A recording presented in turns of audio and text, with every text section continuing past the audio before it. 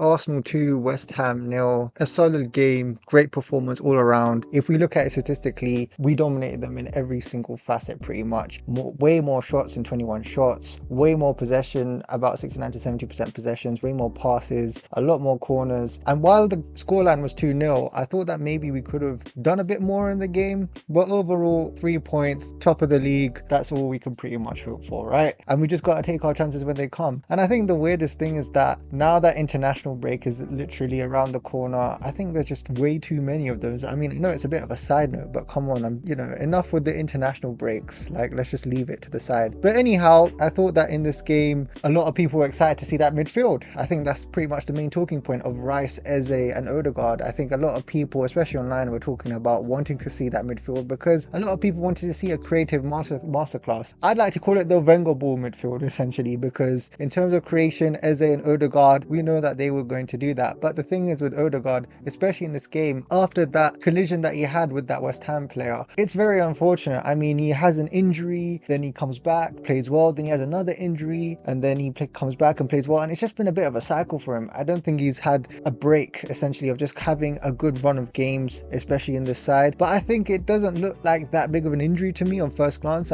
hopefully. And I think that after the international break, maybe he'll need to rest, put up some ice on that knee, and then I think he'll be fine after however long the international break is, to be honest. I think it's only like a week. But overall, when you have that midfield, I always think to myself, there needs to be a bit of a balance. And I think when Zubimendi came on, Zubimendi was able to provide that sort of balance for Rice to do his thing and for Eze to do his thing up top. Yes, Eze, I think he missed a very easy chance, but I think he did get himself in a good position to get that shot off, for it to land to Rice, and for Rice to have a great finish on goal. Great goal from Rice. And the other goal, especially from Bukayo Saka from his penalty kick, might I add that if Odegaard was on that pitch, maybe Gyökeres would have had that opportunity. I'll touch on Gyökeres a little bit later, but for Saka to come in, take that penalty, it's clear that he wants to get on the score sheet. He wants to get his goals this season, especially since last season was quite a lot of hit with injury, essentially. But you know what, whatever, Saka got his goal, 2-0, let's fine, it's good with that. I think throughout this game, we were at home, so you could expect that expansive, fluid football. I think one player that really encapsulated all of that was Calafiori. I mean, this guy was at left back, centre mid, right back. And also with Timber. I mean, for God's sake, Timber was playing like he was a right winger. The way he was getting into those attacking positions, driving the ball forward. I think both left back and right backs today have been absolutely immense. I thought Calafiori was great, and when he came on, MLS was able to come on. And I think that with Calafiori, he should have got a goal this game. He was quite unlucky not to, but I thought today was a very, very good performance from him, and especially from Timber as well, to win that penalty. So great on those two players. And I thought that with Saka doing his thing, Eze doing his thing, I thought the midfield was doing quite well, and especially the defense. I mean, defense, let's be honest, right, with the amount of possession that we've had on the ball, they've been all right. I mean,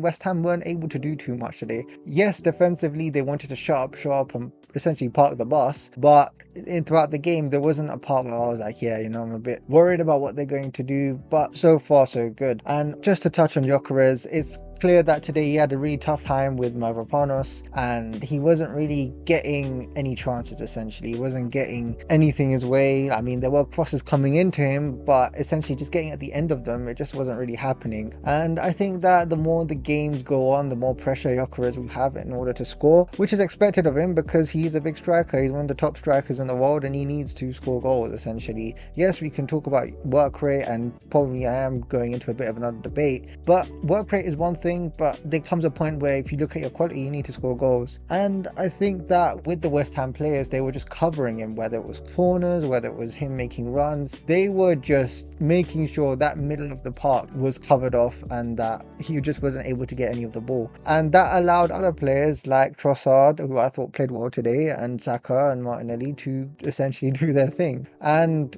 overall, hopefully after the international break, maybe he just needs to clear his head a bit, and hopefully he'll be able to score goals again. But this wasn't meant to be today, but his time will come, I believe. Anyhow, I think that today was a good game. Very unlucky, especially with midfield and with Odegaard's injury to his knee, but hopefully he'll come back, and maybe we'll get to see that midfield come again and see what it can actually do. Because yes, in 30 minutes, a lot of people are praising it and saying that it was looking decent, especially Odegaard was looking decent. But I think over a 90-minute spell, we could properly assess how the midfield actually does.